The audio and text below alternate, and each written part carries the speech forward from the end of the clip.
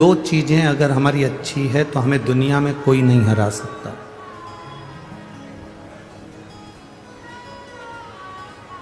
दो चीजें अगर हमारी श्रेष्ठ है तो हमें दुनिया में कोई नीचा नहीं दिखा सकता।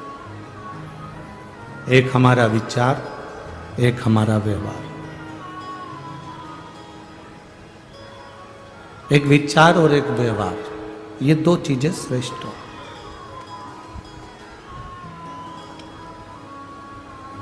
अपने विचार को कभी गलत मत होने दो और अपने व्यवहार को कभी गलत मत होने दो। घर में बैठे रहते हैं, परिवार में बैठे रहते हैं तो गलत चीजें सोचने में आती रहती है। क्यों सोचना?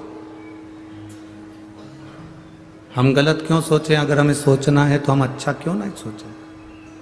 हमारे भीतर का जो विचार आएगा वो हमारे सामने प्रकट होगा। हम किसी व्यक्ति के लिए, आप 7 ताले में बंद हो जाओ, कमरे में बंद हो जाओ, किसी कमरे के अंदर बंद होकर किसी के लिए गलत सोचना चालू कर दो, वो खुद अपने आप आपके लिए गलत सोचना प्रारंभ कर दे। आप अगर किसी के लिए गलत सोच रहे हो तो वो व्यक्ति आपके लिए गलत सोचेगा, ये पक्का है। आप किसी के लिए अच्छा सोचोगे तो वो अच्छा सोचेगा, ये निश्चित है। हमारे शरीर में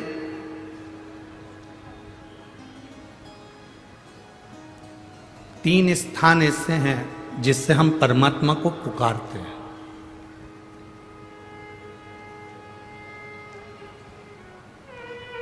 पहला स्थान हमारी नाभि। जब हम बोलते हैं तो हमारी नाभि खिंचाती है। एक बार बोल कर देखो, हर हर महादेव। आप जितना तेज भगवान को पुकारोगे आपकी नाभि उतनी तेज खिंचाएगी। आपकी जो डूठी है, नाभि है, टुंडी है, उतनी तेज खिंचाएगी। अब यहाँ नाभि को क्या कहते हैं हमें नहीं मालूम, पर पेट पर जो नाभि होती है, डूठी होती है, वो खिंचाएगी।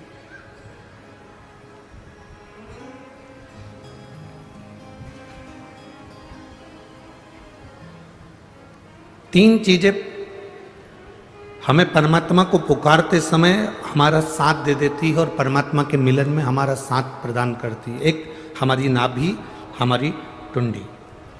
दूसरे नंबर पर हमारा ये दोनों भुकुटी के मध्य में जहां हम तिलक लगाते हैं वो आज्ञा चक्र।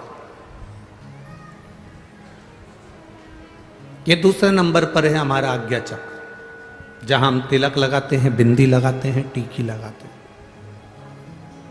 और तीसरे नंबर पर है जहां हमारी शिखा है, चोटी है, शास्त्राचक्र। ये तीसरे नंबर।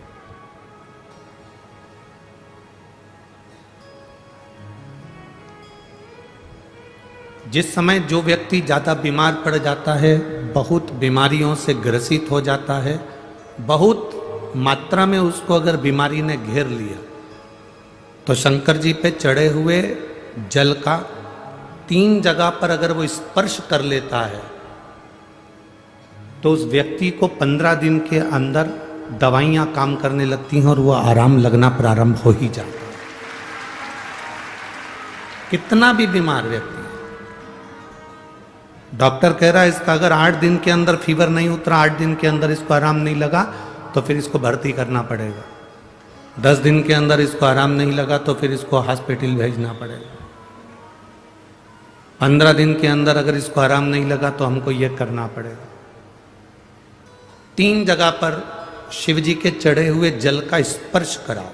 शंकर जी पे चढ़े हुए जल को लेकर आओ कटोरी में, लोटे में, उसका स्पर्श हमारी नाभि पर हो, उसका स्पर्श हमारे जहां हम तिलक लगाते हैं उस जगह पर 3 उंगली से उसका स्पर्श, ब्रह्मा विष्णु महेश हमारे आज्ञा चक्र पर उसका स्पर्श हो, और उसी जल का स्पर्श हमारे मस्तक पर हो। आप 4 से 5 दिन लगातार भगवान शंकर पे चढ़े हुए जल का स्पर्श 3 जगह पर करते रहेंगे तो व्यक्ति कितनी भी बीमारी से घिरा हो उसको 15 दिन के अंदर उठकर खड़े होना ही पड़ता है।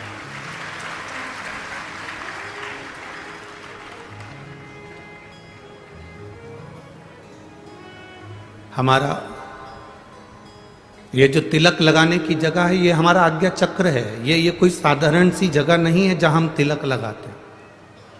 जहां मेरी जीजियां मस्तक पर बिंदी लगाती हैं, टीकी लगाती हैं, मेरे भाई लोग मस्तक पर तिलक लगाते हैं, ये जगह कोई साधारण नहीं है। ये भक्त को खींचने वाला, भगवान को खींचने वाला, प्रभु की तेज पुंज को खींचने वाला स्थान है ये हमारा आज्ञा चक्र।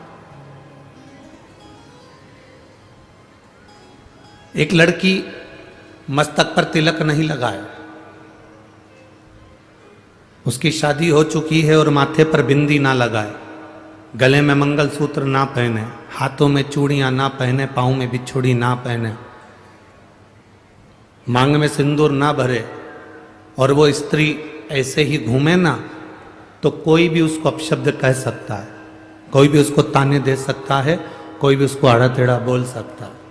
पर अगर वो स्त्री के मस्तक पर बिंदी है, मांग में सिंदूर भरा है, गले में मंगलसूत्र, पाँव में बिछुड़ी, हाथ में चूड़ा है, किसी में इतनी सामर्थ्यता नहीं कि उस पर उंगली उठा दे, क्योंकि उसकी बिंदी में, उसके आज्ञा चक्र में उतना बल होता है, उसके आज्ञा चक्र में इतना बल है, उसके मस्तक पर इतना बल है। चलो और सरल भाषा में समझ लो, तुम ट्रेन में सफर कर रहे हो,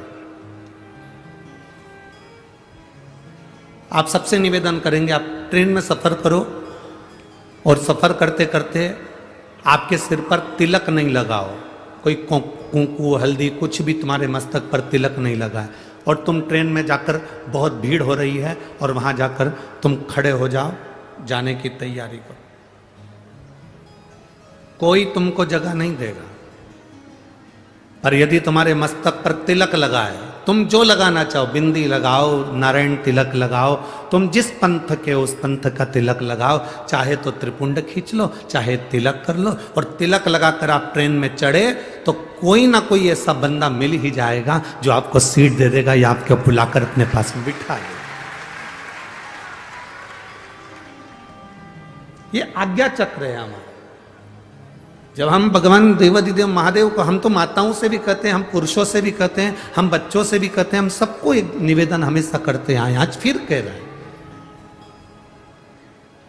40 गांव की पवित्र भूमि से हम तो इतना कहना चाहेंगे कि आप अगर शंकर जी के मंदिर में जाते हो, जल लेकर आते हो, आचमन करते हो, तो वहां से जब आओ तब उस भगवान शंकर के चरणों के उस जल को अपनी नाभि स्थल पर, अपने मस्तक पर और अपने सिर के ऊपर उस जल का स्पर्श जरूर करें, उसका फल मिलेगा।